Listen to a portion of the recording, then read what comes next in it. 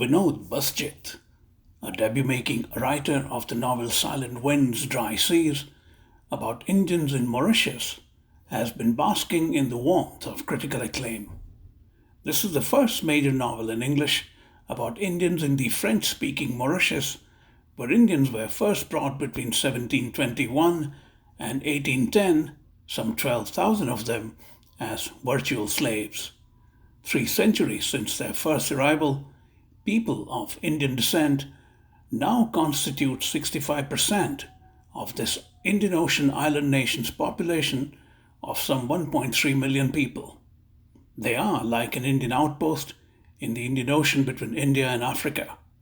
Their stories have been told to much critical success by Mauritian Indians writing in French, but it fell upon Busjeet, a retired career professional at the International Finance Corporation and the World Bank, to write a slice of that history for the first time in English. The title, Silent Winds, Dry Seas, is derived from a once frequently used Hindi phrase, Hawa Band Samundar Sukha Rahe. It was a reference to the often angry elements on the island as they manifested in cyclones and high tides. Vinod Busjeet tells his story from the standpoint of a fictional but plausibly real family of the Bhushans. He spoke to Mayank Shah Reports. From international finance to literature, explain the transition. Well, actually, after retirement, I decided to get into screenwriting. I see. And so my first attempt was screenwriting, and I pitched my screenplay to Hollywood. But I realized very fast that, Hollywood favors the young.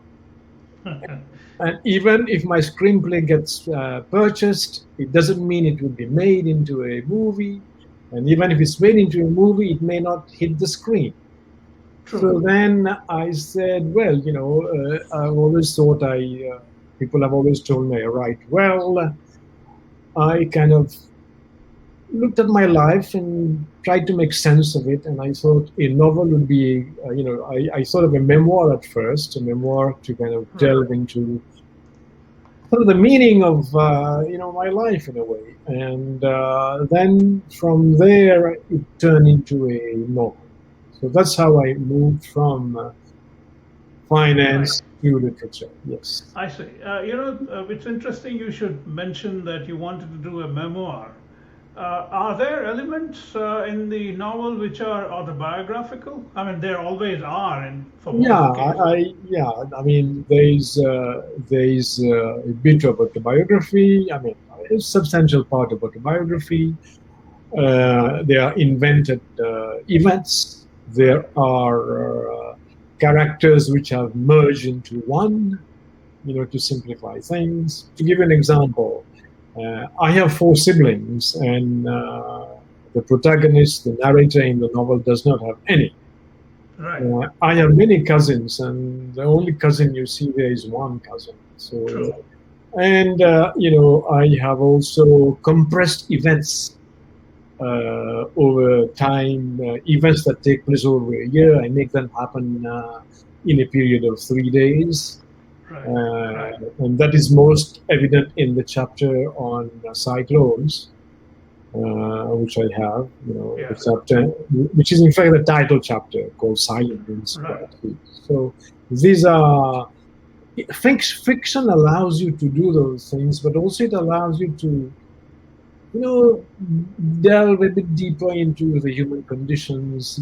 You have to go beyond your life, kind of, to reflect on. To digress a bit, I'm curious, what was your screenplay about? Were you pitching a similar story? Totally different subject. I was very struck by the photographs of this Brazilian photographer, Sebastião Salgado. Sure. His work on the miners in Brazil. And so I took 2 trips to Brazil, one of which was with my daughter. And, we went on the Amazon, and I visited various places in Brazil. So it was really about. It was set in Brazil, and it was inspired by the fate of sort of the miners in that country. I see. Yeah. This is rather speculative and perhaps even silly, but I'm going to ask you anyway. Would you still have turned writer had your family not left India for anywhere else? Would I have turned to writing? Right. And there is a reason I'm asking. My point being that Mauritius, in your case, perhaps gave a sharper relief to your stories, which may not possibly have Yeah, happened in I India. think it definitely did because there was, it was only my goal was not only to try to make sense of my life, but I also wanted to make Mauritius better known in this part of the world. I was struck by how little Mauritius is known here. It's quite well known in Europe, Right. but I thought if this novel would be a good way to trace the story of Mauritius. It's a coming of age story of the protagonist and of the island of Mauritius. Right. The title of your book comes from the expression used by Indians in Mauritius in Hindi, which says "Hawa band samundar sukhare," which Yes. I suppose it's a reference to the elements such as cyclones in Mauritius, which are rather frequent. Tell me a bit about whether you heard as a child "Hawa band samundar sukhare." I actually heard it as narrated in the novel. I My see. uncle, my uncle would come home. Uncle Ram, you mean? Uncle Ram. Right. He would come home and he would go to bed with those words. Now, where he picked it up, I don't know. But so it was like a refrain in the household. We lived in the same house. He lived on one side of the Right. house. We lived on the other. And but I could hear him, and I used to go with him Right. sometimes when he would be drinking, and I would hear him all the way. Your family came to Mauritius some 100 years ago, In I 1853, actually. 1853, and came from where? Bihar And they or? came from Bihar and took the ship in Calcutta. I see. And I have actually, if I look for it, we have records in Mauritius. The British kept good archives, and I know he was my ancestor was on the father's side was 17 years old when he arrived in Mauritius. He had a mark on his left shoulder. On my mother's side, the ancestor came a bit later. I think it was more towards 1873, and at the age of 19. So I sometimes wonder, at the age of 17, it must have been quite an adventure, quite harrowing. He must have been very strong, I think. Yeah, absolutely. And is there any sense in you how they were treated? They came as, I presume, indentured labor, right? They came as indentured laborers. It was a harsh life. It was essentially what had happened is the enslaved people, when they were freed, they did not want to work on the sugarcane plantations anymore. And the French planters in Mauritius asked the British who owned the island, who ruled the island, to bring in labor from India. So the conditions of life were very harsh. However, one thing which the Indians had, which kind of were denied to the former enslaved people, we kept our religion, our identity, our names, our culture, and so if you go to Mauritius today, Right. you have both the Hindus and the Muslims have kept many of their traditions. Why do you think that was? What prompted the French to do that? No, that was the British. Sorry, the British. The British took over. The British took over the island in 1810. Right. and they agreed to respect actually French laws and customs and so forth. So the French planters and the enslaved people kept, they kept the French language and so on. And the Indians, when they came, it was a different regime. Slavery had been abolished, Right. and the Indians, they clung to Hinduism and Islam. Yeah. Yeah, but I mean, it's just that they didn't call it slavery. For all practical purposes, it Yeah, was.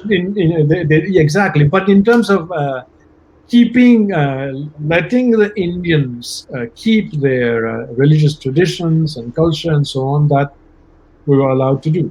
It There was strikes. no major attempt to evangelize us. Yeah. No, it strikes me even while we are talking that perhaps that was a pretty crafty, intelligent strategy on their part because it keeps people calm and grounded, not too rebellious as long as they have the fallback of their culture and religion, right? It's interesting. Let me tell you something about. I learned about Jamaica. Right. Bob Marley. Right. Now there was a documentary on Bob Marley which I saw in Washington, and I think the sister of Bob Marley was here, and there was a discussion on the role of ganja Right. in Jamaica and the Rastafarians' religion. And I googled. Apparently, in Jamaica, the British, they favored the use of ganja. Sure. Even there was a report from the British Colonial Office, the medical officer of the British Colonial Office, who said, this ganja keeps the Indians docile and Let them be high. Yeah. exactly, let them be high. However, when the Rastafarians embraced ganja, the position of the British government changed.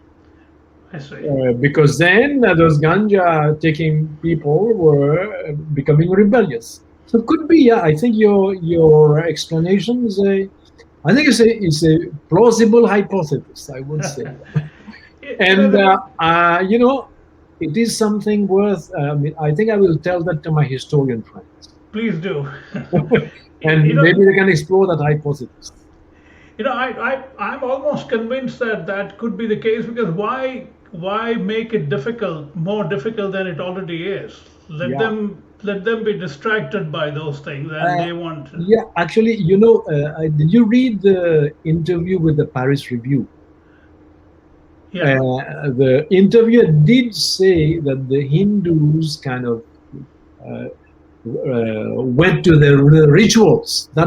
That gave them a sense of grounding. Absolutely. Yeah, Absolutely. Yeah, that's true. you need those rituals to keep you alive, to enable you to deal with your situation.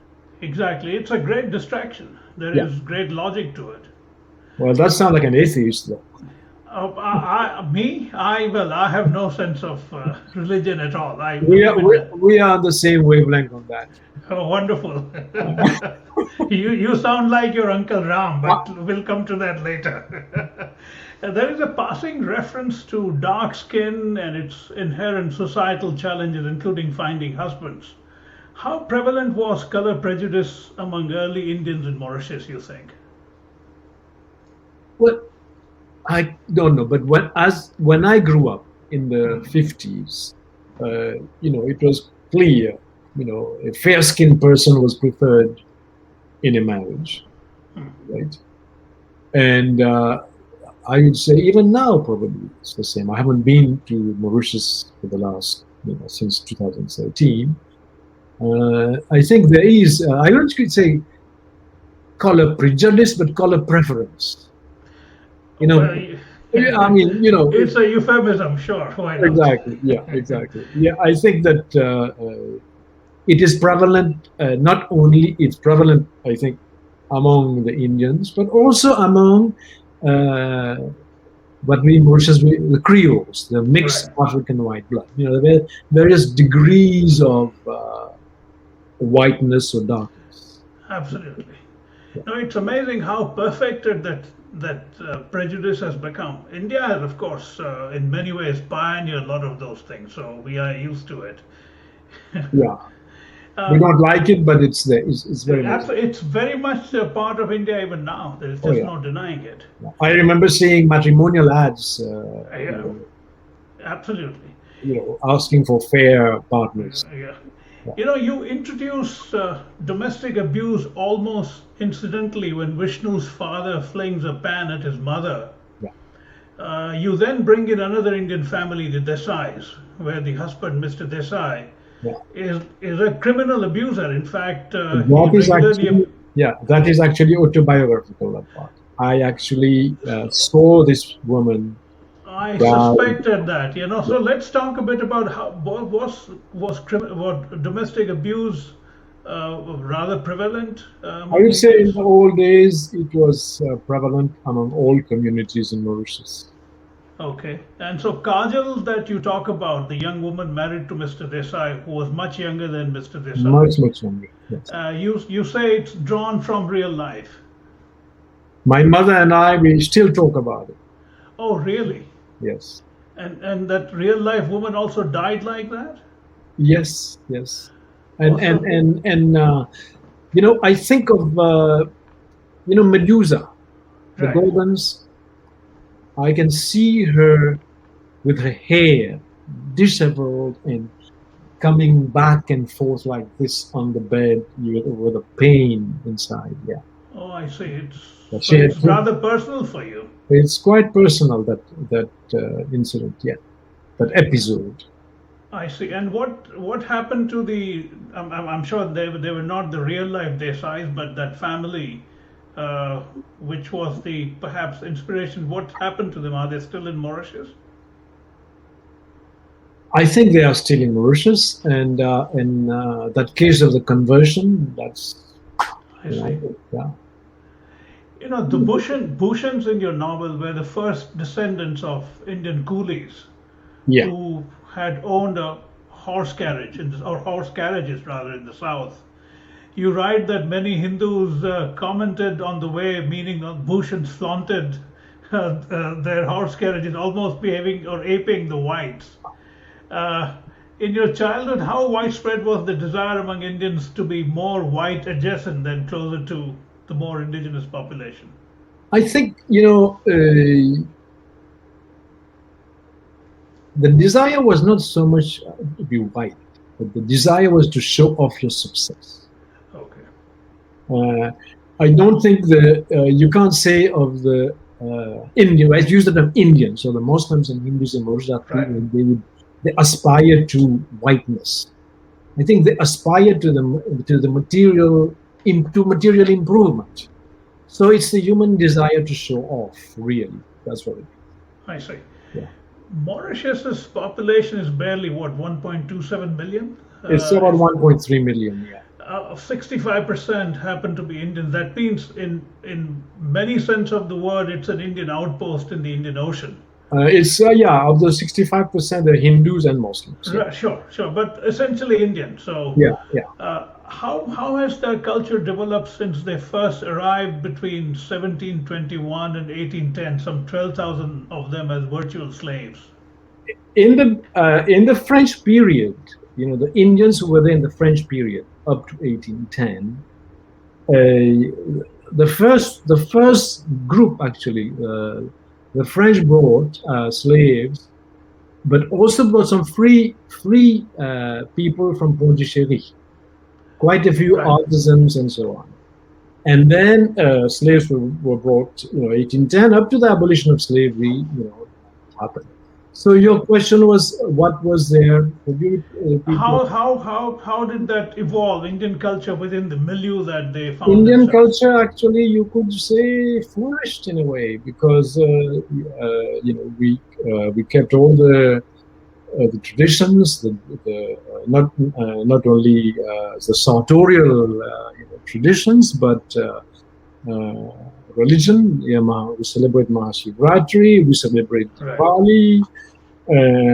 Some of my Indian friends tell me that some of the celebrations we do even to a greater extent than in India. We have Ganga Asnan. So I would say the coolies kept Hinduism and Islam alive. Speaking of which, is the term coolie not considered pejorative? No, it is considered pejorative now. For instance, in one of the chapters, I have one uncle telling the father, you're behaving like a coolie. Yeah, coolie is pejorative, yes. Right. Between Creole and French, as in languages, how did English arise, and what has been its influence on Mauritian literature? I ask specifically because yours is the first English novel of its kind out of Mauritius. Yeah, I would say Mauritian literature written in French has made its mark in the Francophone world, and also through translations in the US. You have Ananda Devi, Natasha Apana, you have the Nobel Prize laureate, Leclisio. So we've done that. We have some English, sort of English medium writers as well, but sort of they have not crossed over to the US, right? So this, my novel would be the first. In terms of languages, in Mauritius, everyone speaks Creole, which is mostly French, mixed with Indian Hindi words and Arabic words and so forth. Creole is very much like what Urdu was. Oh, I see. The way Urdu developed, that's the way Creole developed in Mauritius. And all the newspapers, the daily newspapers in Mauritius are mostly in French. That gives you an idea of how French culture is very much ingrained in Mauritius. So English is kind of the language, is the administrative language. It's the institutional language. It's not the way it is in India, where you have someone at the University of Mauritius has remarked that the Indians there is an Indian way of writing English. There is a South African way of writing English, but there is we can't say the same about Mauritius. So it is primarily an administrative language. We are fluent in it, but we wouldn't speak it the way like the elite in India does. I see. Do you speak Creole? Yeah, I mean everybody in Mauritius speaks Creole. That's the language. I spoke Bhojpuri. Oh, I see. Fluently until the age of 7 or 8. अभी भी बोलते हैं आप? थोड़ा समझता हूँ. अच्छा. Enough to I can watch a Bollywood movie quite easily. Yeah. But to speak it is difficult. Tell me, what would be the translation of your novel's title in Creole? Silent winds drive seas. So let me. Good question. Sorry to No, it's good because I have been away for so many years. So Divan tranquille. Divan is le vent. Divan tranquille, la mer sec. Oh, that sounds so much more compelling. Divan tranquille, la mer sec. Oh, I see. Very interesting. And let me go back to the situation of Hindi in Mauritius. Yeah. Prior to independence in 1968, Hindi was taught in the primary schools, but it did not have the status it has today. Today, like in my own family, my younger siblings, they are more fluent in Hindi. I see. And the very youngest one can write and read it as well. So in Mauritius, Twitter, you'll find a resurgence of Hindi. I see. And other Oriental languages. Huh? Oh, that's interesting, yeah. How have the influences of the Arabs, the Dutch, the French, and the British shaped the way Indians evolved in Mauritius?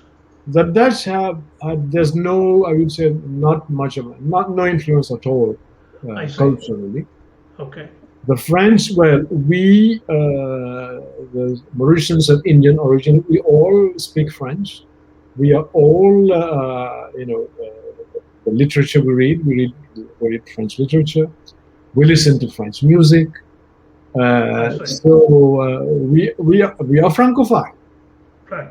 The leading, as I said, today the leading novelist in the French language in Mauritius, we have Natasha Apana and Ananda Devi are of Indian origin, and they are Mauritian writers, and yeah, French is kind of we are fluent in it. Have you considered your novel getting translated into French by you or Creole by you? I didn't translate it by me because I have not written it for a long time. I see. However, I am hoping that it gets translated and that it's published in France. Right. There are some interesting terms that you use. For instance, there is Bombay to decide those Indians who came from You Bombay. would call them Marathi. Marathi, yeah, sure. Unlike Biharis, they were more skilled, I think, right? Those who came from Bombay. They tended to be the goldsmiths, they tended to. They are more. You don't see as many of them in the sort of sugarcane fields, right? And they tend to be more cityfied. And was there any inherent tension between the Biharis and those who came from Bombay because of the class differences? No. Okay. I mean, I'm rather fascinated by even, for instance, the Caribbean Indians in Suriname and elsewhere. Yeah. There is a funny reference to that you make to Uncle Ram, pointing out a priest in a dhoti. Yes. Running at a bus terminal. He talks about how his dhoti is flapping and you see his eggplant dangling, etc. Was sartorial evolution from the traditional Indian Hindu to a Western suit a sort of a cultural rite of passage for some Indians? No, I think everybody wears a suit in Mauritius. Everybody. Okay. But the interesting things about the dhoti is today, an Indian wedding today, well, I guess I assume it's the influence of Bollywood. Right. So the Indian groom today, the Hindu groom, right, he is dressed like like those Maharajas. Yeah, now it's much more flashy, So I think the Uncle Ram's attitude to the dhoti was more that the dhoti was associated with peasant life. Right. Right. He would have gladly worn, what you see today, what the grooms wear today. I see. Yeah. He appears to be a natural disruptor of antiquated traditions and beliefs. Yes. Were people like him in real life in sizable numbers in Rare, very rare. Rare. Uncle Ram types were rare. He flaunted tradition. He, I would say, in a way, he's larger than the community. I see. To me, he affirms the right of the individual vis-a-vis the community. That's what it is. For me, that's what he stands for. Yeah. In the same way as in the chapter where I deal with the ethnic riots, you have this Creole character who wears the dhoti in defiance of his community. Right. So both Uncle Ram and Tonton George are, to me, individuals who are willing to defy the community and stand up for what they believe. Do you think the Indians in Mauritius now have absolutely lived down their rather cruel past? Lived down, meaning? I mean, a lot of them descended from versions of slavery. Of course, it's been a long time. Yeah. But are there any scars or marks or even memories that people, even this younger generation, talk about, or they are resentful about? It's interesting. When one of my brothers-in-law heard about my novel, he told me, I have stories to tell you about my father, about my grandfather. You should write about them. I see. And then he told me all those, stories of how they suffered, you know. So you have, I think you have those. I mean, that these are people who are my age who kind Right. of have memories. But I'm not sure that the younger generation, I think, is moving on. Right. Mind you, Mauritius has, well, there are a lot of, still are some economic problems in Mauritius. I think the Creole community, for instance, has been left behind. That is an issue that has to be tackled. But by and large, I would say material conditions have improved. I see. So those memories, they are found in novels, I guess. They are found. I mean, the younger generation, they I don't think they're as conscious of. I see. What was the extent of fraternization or even mixing up through love or marriage or both between the Indians and the Creoles? Very limited, as you can sense in the Right. novel. It's becoming now. There's more of it. I mean, but there's more of it. I think not only between Hindus and other communities. It's happening, throughout the island among all the communities. However, I would say still limited. I think I've seen more of it in Trinidad, for instance, and in Guyana. Yeah. Right. You mentioned that the Creoles feel they've been left behind in some sense. The fact that Indians constitute 65%, and the fact that they have dominated the power structure. To what extent the Creoles blame them? I think quite a bit, and I think they have a case. I think. Yeah. So there are tensions between the two. I don't think there are tensions. Tensions occur when there is some particular issue that comes up. Right. They are simmering. Okay. For instance, now there's a novel coming out in translation next week by a Mauritian author, and it's called Kaya Days. The translation is coming out in the U.S. next week. I see. And Kaya was he was a singer of the Sega, which is the Mauritian sort of song. That's a typical Mauritian song and dance. Right. And he was arrested on drug charges, and he died in jail. And that led to some rioting in Mauritius. So when you have these incidents, then these tensions come out in the open. So the reason I think we should address this issue is, if you don't address these issues, these tensions can flare up. Right. And that's not good for anyone. I see. It's interesting that geographically and geologically you are first in the shadow of Madagascar. Yeah. Madagascar is in the shadow of Africa. Yeah. I'm not that I have a question about it. I was just thinking that it's closer to that part of the world than it's to India in many ways. Definitely. And does that distance show up in any way at all, even say in your thinking? Well, geopolitically, Mauritius is Africa.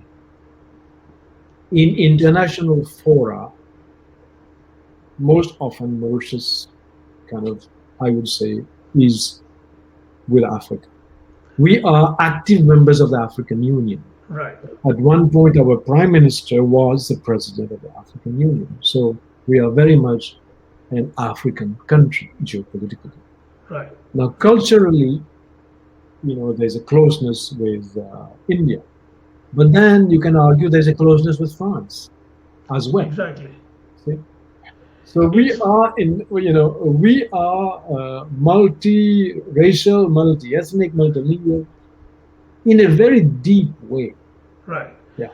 So how would you differentiate between the Caribbean Indians and Mauritian Indians? One, I would say the Caribbean Indians. I mean, I have been to Trinidad right. quite a few times. I haven't been to Guyana. I've met Guyanese in here. And I've met a few Indians actually in Barbados. Right. But the first thing that's striking is that they are Anglophone. And we Mauritians, even Mauritians of Indian origin, we don't think of ourselves as being just Anglophone. We think of ourselves as being Francophone, Anglophone, multilingual. That's major difference. Second, I think that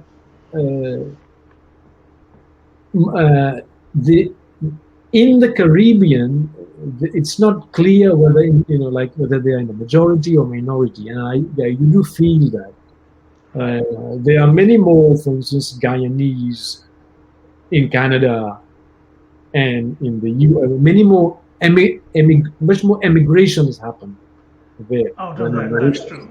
Yeah, and I think it's in Mauritius, because we are the majority. We feel we are Mauritians. Right. However, culturally, still I see a lot of Hindu traditions in the Caribbean. There's one thing I have to say on the culinary side. I've been to India quite a few times and Pakistan, but in the Caribbean and Mauritius have one thing in common: this dal puri, Yeah. right? Which I haven't seen in India. Yeah, but I mean, it's from a different time. No, my explanation is, it goes back to your questions about indentured labor. Our ancestors were given a ration of rice and dal, and they had to maximize. So that's how the dal puri came about. Yeah, it's like the southern cuisine in the U.S. The way they use every part of an animal and to create a whole different flavor. It's because they had no choice other than doing that. I suppose it's the same logic here. Has anyone approached you optioning your book for a movie? That would be quite an irony, right? I'm waiting. Okay. Do you know anyone in Hollywood or Bollywood? Well, I used to know a lot of them. An Indian author, Jenny Bhatt, right? Right. The way she read the book, she said it reads like a, it could be very movie. It is cinematic. Yeah, it can be cinematic. Yeah. What next? Are you already on to something else? While I was waiting for getting an agent and getting published, I was working on a novel dealing with the slave rebellion in Mauritius, complete fiction. Yeah. And I also started writing poems for a poetry collection. I see. And I have the third item. I have a memoir about my daughter. Oh, so these are the three. So you're busy. So not much time left. No, that's wonderful. I'm glad you're keeping it ticking. This has nothing to do with our interviews. I'm very curious. I was born in Ahmedabad in Gujarat. Oh. Growing up, I used to hear street vendors shouting "Moras keri being mangoes. Yeah. My vague memory is that moras in their mind came from Mauritius. Really? Are there mangoes? Yeah. Mangoes in Mauritius, yeah. No, I think it's to do with the fact that they were particularly sweet, and given Mauritius's well-known sugarcane industry, they somehow mixed it up. But I'm not sure if there is a variety of mangoes in Mauritius which is distinct at all. I think the mangoes in Mauritius probably came from India. Exactly. I mean, that's another subject I have to research on. I think mangoes came from India.